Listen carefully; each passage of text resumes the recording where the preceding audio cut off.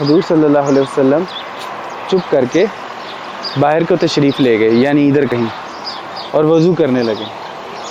ان کا وضو کا پانی گرتا نہیں تھا زمین پہ کہ صحابہ وہ پانی پکڑ کر اپنے جسموں پر لگانے لگ پڑتے تھے۔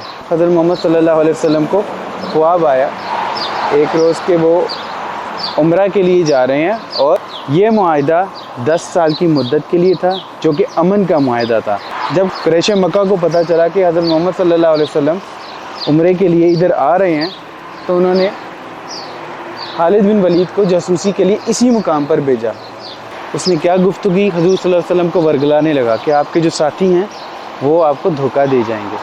ابھی بھی پرانے پتھر اور یہ مٹی کا بنا ہوا ہے۔ پہلے کئی لوگ کہتے ہیں یہ استراحہ تھا، کئی لوگ کہتے ہیں یہ مسجد تھی۔ 40 کلومیٹر مکہ سے دور ہے، جدہ جاتے ہوئے رستے میں آتا ہے۔ بسم اللہ الرحمن الرحیم، میں ہوں زبیر جاد الحق۔ السلام علیکم ورحمۃ اللہ وبرکاتہ۔ جی میں آج موجود ہوں مسجد حدیبیہ کے مقام پہ، اسے میقات حدیبیہ بھی کہتے ہیں۔ جی ہاں، یہ وہ جگہ ہے جہاں پہ صلح حدیبیہ ہوئی تھی۔ بہت امپورٹنٹ معاہدہ ہوا تھا کفار قریش اور حضرت محمد صلی اللہ علیہ وسلم کے مابین۔ یہ معاہدہ 10 سال کی مدت کے لیے تھا، جو کہ امن کا معاہدہ تھا، اور 6 ہجری میں یہ پایا تھا۔ اس معاہدے کے پیچھے کچھ واقعات ہیں، اس واقعات کو ہم دیکھتے ہیں، ساتھ میں آپ کو یہ جگہ بھی دکھاتے ہیں۔ واقعہ کچھ اس طریقے سے ہوا تھا کہ آپ حضرت محمد صلی اللہ علیہ وسلم کو خواب آیا ایک روز کہ وہ عمرہ کے لیے جا رہے ہیں اور سر منڈوا رہے ہیں ان کے ساتھی۔ اگلے ہی روز حضرت محمد صلی اللہ علیہ وسلم نے اپنے ساتھیوں کو مشورہ کیا، ان کو فرمایا، حکم دیا بلکہ، کہ عمرے کے لیے ہم جائیں گے۔ تو وہ عمرے کے لیے چل دیے۔ جب قریش مکہ کو پتہ چلا کہ حضرت محمد صلی اللہ علیہ وسلم عمرے کے لیے ادھر آ رہے ہیں، تو انہوں نے خالد بن ولید کو جاسوسی کے لیے اسی مقام پر بھیجا۔ خالد بن ولید جاسوسی کر کے اس مقام سے واپس چلا گیا۔ اس نے قریش مکہ کو جا کر یہی کہا کہ حضرت محمد صلی اللہ علیہ وسلم کے ساتھ جتنے بھی ساتھی ہیں وہ جنگ کی نیت سے نہیں آ رہے، بلکہ اسی نیت سے آ رہے ہیں کہ عمرہ کریں اور یہاں سے چلے جائیں، امن کی نیت سے آ رہے ہیں۔ اس پر جو کفار مکہ تھے انہوں نے انا کا مسئلہ بنا لیا اور تفتیش کے لیے دوبارہ سے عروہ بن مسعود کو بھیجا اسی مقام پر۔ عروہ بن مسعود اس مقام پر آ کر حضرت محمد صلی اللہ علیہ وسلم سے گفتگو کرنے لگا۔ اس نے کیا گفتگو، حضور صلی اللہ علیہ وسلم کو ورگلانے لگا کہ آپ کے جو ساتھی ہیں وہ آپ کو دھوکہ دے جائیں گے اسی مقام پہ۔ یہ دیکھ سکتے ہیں ہم مقام اندر سے کہ آپ کو دھوکہ دے جائیں گے۔ اس بات پر حضور صلی اللہ علیہ وسلم چپ کر کے باہر کو تشریف لے گئے، یعنی ادھر کہیں، اور وضو کرنے لگے۔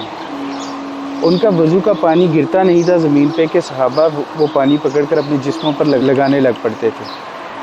ایسی عقیدت اور محبت دیکھ کر عروہ بن مسعود دنگ رہ گیا، اور وہ واپس چلا گیا، اور اس نے جا کر غفار کے سردار کو، قریش سردار کو جا کے یہی کہا کہ میں بڑے بڑے بادشاہوں کے دربار میں گیا ہوں، لیکن ایسی تعظیم، ایسی جو محبت ہے، والہانہ عقیدت کا اظہار جو ہے میں نے نہیں دیکھا۔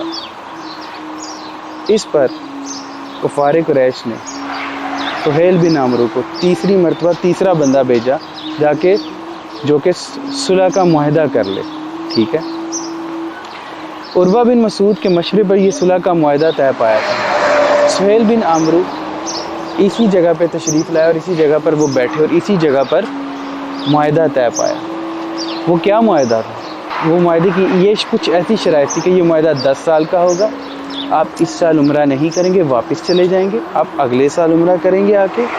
اگر ہمارا کوئی بندہ مسلمان ہو کر مدینہ چلا جاتا ہے آپ کے پاس، تو آپ اسے واپس لوٹائیں گے، لیکن آپ کا کوئی بندہ مرتد ہو کے ادھر واپس آ جاتا ہے، ہم واپس نہیں لوٹائیں گے، اور 10 سال تک کوئی قتل و غارت نہیں ہوگی، کوئی کسی کا سامان نہیں لوٹے گا۔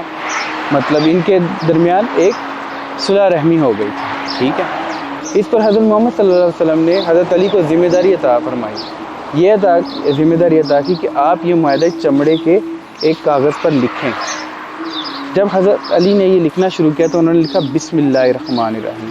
تو سب سے پہلے سہیل بن عمرو نے یہ اعتراض اٹھایا کہ ہم تو اللہ کو مانتے ہی نہیں، لکھیں اس میں بسمی کا اللہ، اس پر حضور صلی اللہ علیہ وسلم مان گئے۔ پھر جب طرف اول طرف ثانی لکھا گیا، پارٹی 1 پارٹی 2، تو پارٹی 1 میں حضرت محمد صلی اللہ علیہ وسلم کا نام لکھا گیا، اس پر بھی سہیل بن عمرو نے آبجیکشن اٹھا دی کہ اگر ہم تمہیں نبی مانتے تو ہم تم سے جنگ کیوں کرتے، اپنا پورا نام لکھو۔ چنانچہ حضرت علی نے پورا نام لکھنے سے انکار کر دیا، کیونکہ حضرت علی نہیں چاہتے تھے کہ وہ ان کے نام پر کراس کر کے نبی صلی اللہ علیہ وسلم کے نام پر کراس کریں اور ان کا پورا نام لکھیں۔ اس پر حضرت محمد صلی اللہ علیہ وسلم نے خود اپنا نام پورا تحریر کیا، محمد بن عبداللہ، ٹھیک ہے۔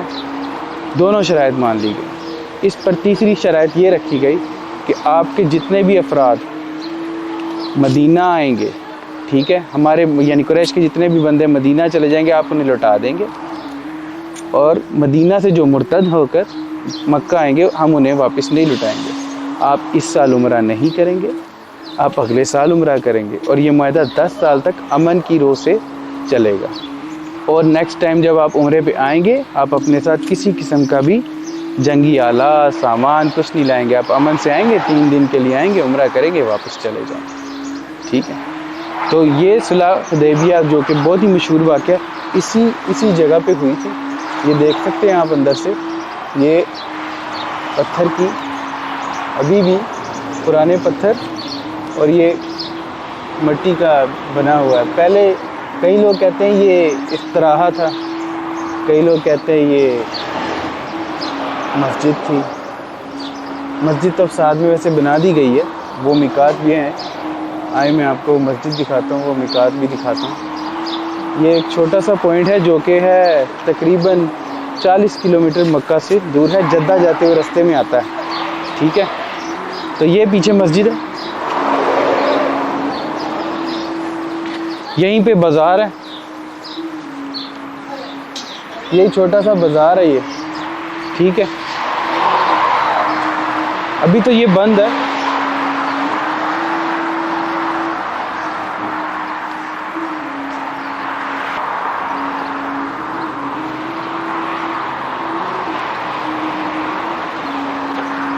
یہاں پہ اس کی ساری ہسٹری موجود ہے، لکھا ہوا ہے انگلش میں بھی اور عربی میں بھی کہ 1400 صحابیات کے ساتھ آپ ادھر تشریف لائے تھے، ٹھیک ہے۔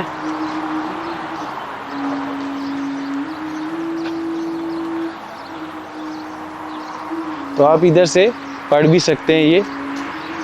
تو جی اس امپورٹنٹ ویڈیو کا ادھر اختتام کرتے ہیں۔